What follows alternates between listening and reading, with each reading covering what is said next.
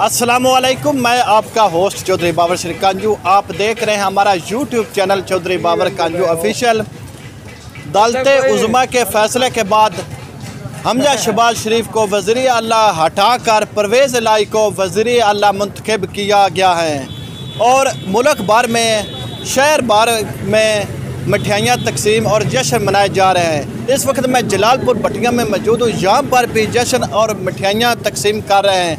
तो इस वक्त मेरे साथ काफ लीग के और पीटीआई के कारकुन मौजूद हैं, इनसे बात करते हैं। जी अस्सलाम वालेकुम। वालेकुम सलाम। हाँ जी भाई साहब, मुबारक हो सब तो पहले। जी बड़ी मेहरबानी, शुक्रिया। अच्छा, मुस्लिम लीग के काफ दा परवेज़ इलाही वज़ीर आला मुंतखब होए, उनकी खुशी दे विच अज तुसीं मिठाइयां तकसीम कर रहे अपने शहर जलालपुर, ते क्यों कर रहे हो?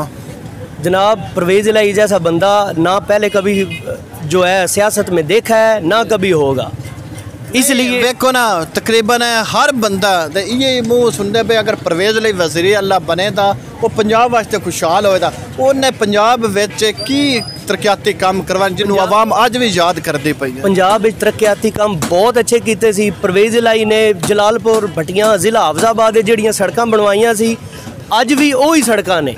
उम्मीद है हुण इकतदार चाहे ने तो दोबारा सड़कां बननगियां, दोबारा तरक्याती काम होणगे। तो उन्हें साडे जिले नूं पहले भी तकरीबन बड़ा फंड दिता, बड़े उन्हें तरक्याती काम करवाए हैं। क्या इस दफ़ा भी कोई फंड देंगे? ज़रूर इंशाल्लाह, क्यों नहीं देंगे। फंड भी देंगे, खुद भी आएंगे और तरक्याती काम भी करवाएंगे। अच्छा, तुसीं सानूं एक दसो कि क्योंकि साडे जिले में मुस्लिम लीग काफ दी भी करा पैनल है, वह भी मुतहरक है, ते पीटीआई दा क्या हुण मुस्लिम लीग काफ नूं सपोर्ट करन दे या पीटीआई नूं सपोर्ट करन दे बुरजदार ग्रुप नूं? इंशाल्लाह देखो जी, काफ लीग नूं करनगे, इंशाल्लाह जरूर करनगे। और असीं भी काफ लीग दे नुमाइंदे हाँ, पीटीआई दे असीं सपोर्टर हाँ, लेकिन काफ साडा तलक परवेज़ इलाही नाल है। परवेज़ इलाही जिधर जावे, परवेज़ इलाही जिधर जावे तुसां उधर ही जाना है। नहीं, परवेज़ इलाही अच्छे रास्ते जांदा है हमेशा। अच्छे दी जावे दा वैसे मैं गल पिया करना, अगर वो दूसरी साइड ते जो तुहाडा भी दूसरी साइड ते है। देखो जी, उन्हां दा फैसला साडे सिर अखां दे विच, जिथे वो जाणगे असीं उन्हां दे नाल नाल हाँ, क्योंकि साडे नाल होर भी शहरी मौजूद है। एक पीटीआई दा कारकुन, उनदे नाल वैसे गुफ्तगू करने। जी अस्सलाम वालेकुम। वालेकुम सलाम। अच्छा, आज बड़े पुरजोश तुसीं नज़र आ रहे हो, की वजह है? भाई पहले नंबर ते मैं नून लीग दा सपोर्टर हाँ, तो मैं अदालत मिठाई खान आ गए हैं। मैं अदालत आलिया दा मशकूर हाँ कि जिन्हें मैरिट ते फैसला किया है। चलो वो ते मैरिट ते उन्हें फैसला कर दे, वो ते सारे नूं पता है। इधर हुण मिठाई खान आए हैं। मिठाई सारा शहर खा रहा है जनाब, इंदे जे मैं खा रहा केड़ा जुर्म हो गया? अच्छा, तुसीं नून लीग दे सपोर्टर हो? मैं नून लीग दा मतलब एक तुसीं इत्थे मिठाई खान आ गए हो। तो मैं अदालत आलिया दा शुक्रगुजार हाँ कि उन्हें मैरिट ते फैसला किया है। अगर वज़ारत उज़्मा दा हकदार चौधरी परवेज़ इलाही है तो असीं इस गल ते भी खुश हाँ कि मैरिट ते फैसला होया है। अच्छा, जी तुसां ये अपना मैरिट ते फैसला होया अदलिया दे फैसला किया, उस तुसां पीटीआई की पूरी जमात है उस तस्लीम कर चुके हो? नहीं, असी जो डिप्टी स्पीकर ने रूलिंग दे विच फैसला दिता है असी वो भी एक्सैप्ट कर लिया है। तो लेकिन जो हुण अदालत आलिया ने फैसला दिता है असी कबूल करने मैरिट तो फैसला होया है। नहीं, नून लीग प्लेस कबूल कर दे। मैं कबूल करना, दूसरे का नहीं मैंने पता।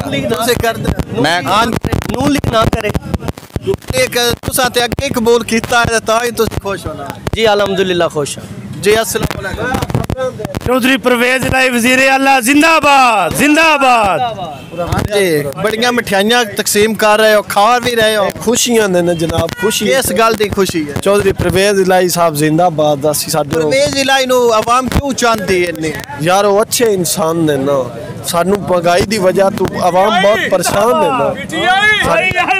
हाँ जी, पीटीआई नारा पे जिंदाबाद। मैं पीटीआई दा दीवाना जनाब, आज तो को 8-10 साल पहले दा। पीटीआई दे ये भी केरा मुंतखब वज़ीर आला, ये भी पीटीआई दे है ना? हाँ जी, इस वास्ते ते खुशी दा एहतमाम है जनाब, जश्न है पुरजोर तरीके नाल असी जश्न मना रहे हैं, खुशियां मना रहे हैं। मिठाई खाती परवेज़ इलाही जिंदाबाद। हुण करो जी जनाब, इत्थे जलालपुर भटिया दे विच अज एक मिठाइयां तकसीम करने का जश्न मनाया जा रहा है। तो उनकी खुशी में आवाम का यही बयान है कि पहले दफ़ा भी वज़ीर आला पंजाब परवेज़ इलाही मुंतखब होए, उन्हें इस पंजाब की एक तकदीर बदल दी है। जिस तरह 1122 एक सर्विस मुहैया की, इस तरह असी मजीद इस ते तवक्को कर रहे हैं, मजीद इस तरह दियाँ ये सर्विस मुहैया करेगा।